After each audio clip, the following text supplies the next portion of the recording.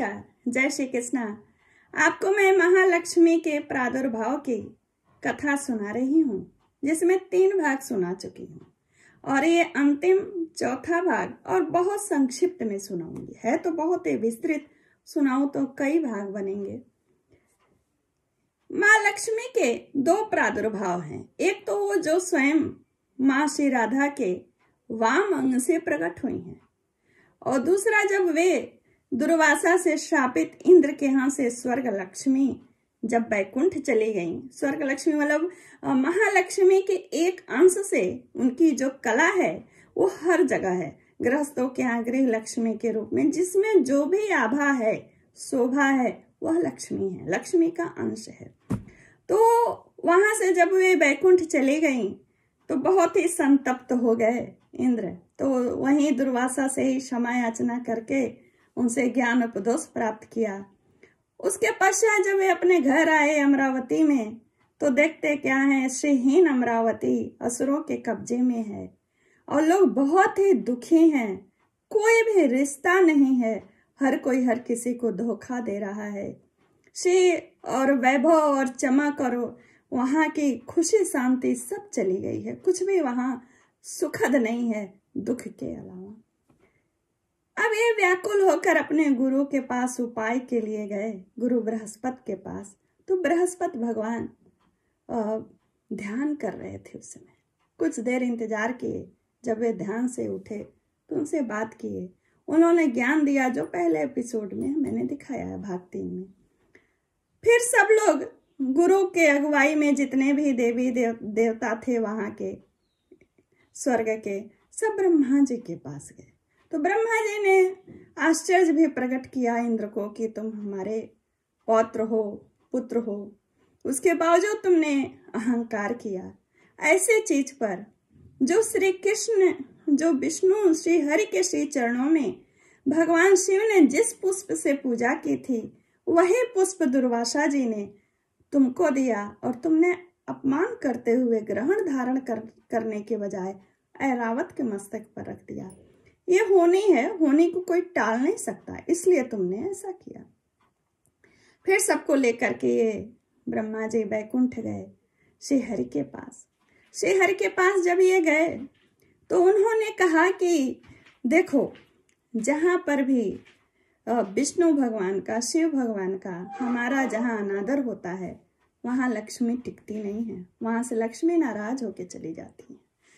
विष्णु भगवान ने कई स्थान बताए जहां लक्ष्मी जी नहीं रहती हैं, कई नियम बताए। उन्होंने उनमें से एक बताया कि जो ब्राह्मण हल जोतता है वहां से भी लक्ष्मी जाती हैं, जो शूद्रों से पूजा करवाता है वहां से भी लक्ष्मी चली जाती हैं, और जो ठंडे पांव सोता है, वो गीले पांव जो सोता है वहां भी लक्ष्मी। ऐसे बहुत उन्होंने बताए कहाँ नहीं रहती हैं। कुल मिला के उन्होंने यही कहा, जहाँ कलह होता है वहां नहीं रहती हैं, जहां अतिथियों का सत्कार होता है, जहां 6 देवों की पूजा होती है, जहां हमारा सम्मान होता है, वहां लक्ष्मी रहती है। फिर उन्होंने निवारण के लिए, जब ये लोगों ने खूब हरि की स्तुति की, मनाया, तो उन्होंने फिर आज्ञा दिया लक्ष्मी जी को कि तुम क्षीर सागर में जाओ और जब समुद्र मंथन होगा तब तुम प्रकट होना। फिर देवताओं को उन्होंने आज्ञा दिया कि मंदराचल पहाड़ जो है, पर्वत जो है, उसका काष्ठ बनाओ और कश्यप को पात्र बनाओ और ये शेषनाग को रस्सी बनाओ और मंथन करो। मंथन करने के पश्चात वहां से बहुत वस्तु निकले, अमृत, बीज, सुदर्शन चक्र निकले, ऐरावत निकले, अमूल्य पदार्थ निकले, धन्वंतरी वैद्य निकले, और वहीं से माँ भगवती निकली जो श्री हरि को वर्ण कर ली। वर्ण करने के बाद वे केवल एक दृष्टि से देवताओं को देखी और देवता सुखी हो गए और वैभव संपन्न हो गए। फिर उसके पश्चात इंद्र ने बहुत ही विधिवत माँ भगवती की पूजा की। माँ भगवती के पाद्य दिया, अर्घ्य दिया, स्नान, नाना प्रकार के आभूषण दिए, श्रृंगार वस्तु किए, पुष्प चढ़ाए, दुर्वा चढ़ाए और नाना नैवेद्य स्वादिष्ट चढ़ाए। फिर माँ भगवती प्रकट हुई। जब इस तरह उन्होंने पूजा की तो वे रत्न से जड़ित सिंहासन पर बैठकर विमान पर प्रकट हुई और समस्त देवताओं को सुख प्रदान करते हुए कहीं कि अब स्वर्ग में अचल मतलब स्थिर लक्ष्मी रहेंगी, आप लोग निश्चिंत रहें, मैं हमेशा सदैव कंस के साथ यहाँ विराजित होंगी, आप लोगों के समस्त कष्ट हर लिए गए हैं। इस तरह माँ भगवती के इंद्र ने जिन स्तोत्रों से पूजा की, उस स्तोत्र का यदि व्यक्ति पाठ करे तो समस्त दुखों को वो नाश हो जाएगा और समस्त सुखों को प्राप्त करेगा। और जिस माया बीज से पूजा की थी इंद्र ने, वह माया बीज है ओम श्रीं ह्रीं क्लीं ऐं कमलावासिनी स्वाहा। इस मंत्र का कोई 1 लाख जप करे तो माँ लक्ष्मी भरपूर कृपा प्रदान करती है। साधारणतः किसी भी देवी देवता की पूजा षोडशोपचार से ही होती है, जो आप सबको पता है, और संस्कृत के स्तोत्रों से, उनके मूल मंत्रों से वो पदार्थ चढ़ाया जाता है। स्तोत्र माँ भगवती को बहुत पसंद है, स्तुति जिसको बोलते हैं, स्तुति उनको बहुत पसंद है। तो स्तुति किए भगवान इंद्र। तो हिंदी में मैं आपको कुछ स्तुति पढ़ के सुनाती हूँ। भगवती कमल वासिनी को नमस्कार है, देवी नारायणी को बार बार नमस्कार है, कृष्ण प्रिया भगवती महालक्ष्मी को निरंतर अनेक सह नमस्कार है। कमल के पत्र के समान नेत्र वाली कमल मुखी भगवती महालक्ष्मी को नमस्कार है। पद्मासना पद्मिनी एवं वैष्णवी नाम से शोभा पाने वाली भगवती महालक्ष्मी को बारंबार नमस्कार है।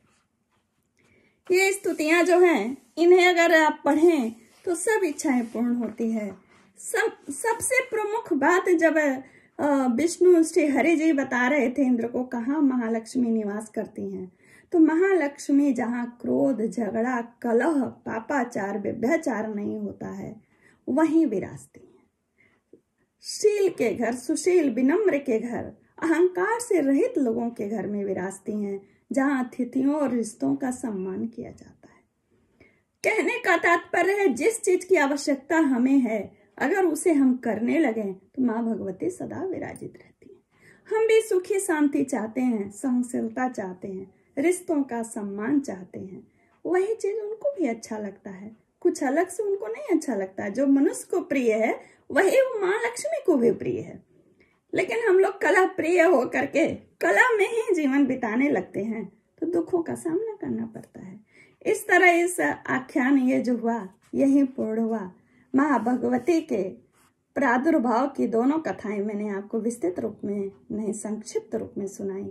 और इस आख्यान को सुनने से सुख, संपत्ति, धन, लक्ष्मी, भक्ति, वैभव सब की प्राप्ति होती है। आप सबको मेरा नमस्कार। Your pretty eyes make me smile and your